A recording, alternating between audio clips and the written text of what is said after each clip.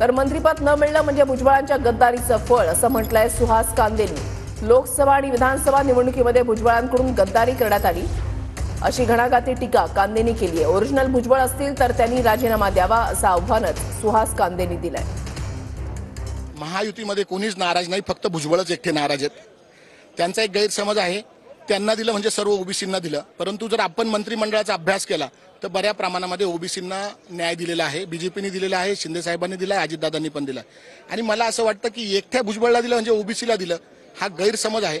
आणि वयाच्या हिशोबाने एज फॅक्टर आणि केलेली गद्दारी लोकसभेला, नाशिक लोकसभा, दिंडोरी लोकसभेला केलेली गद्दारी आणि विधानसभेला त्यांचा पुतण्या त्यांनी केलेली गद्दारी, ह्या गद्दारीचं फळ त्यांना मंत्रिपद न देण्याचं म्हणजेच हे गद्दारीचं फळ आहे असं मी या ठिकाणी मानतो। ते जर खरंच ओरिजिनल भुजबळ असेल तर त्यांनी राजीनामा देऊन दाखवावा।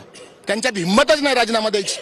आणि खरंच ओरिजिनल भुजबळ असेल, स्वतःला ते काय भूज म्हणतात, ते काय असं दाखवतात, ते जर खरंच ओरिजिनल असेल, ते ओरिजिनल नाहीच आहे, ते आव आणतात। मी त्यांना बोललो होतो एक दिवस की साहेब आपण जर दिसायला सुंदर असता तर फार छान ऍक्टर झाला असता, परंतु दुर्दैवाने ते दिसायला चांगले नाही, त्याच्यामुळे ते ऍक्टर होऊ शकले नाही।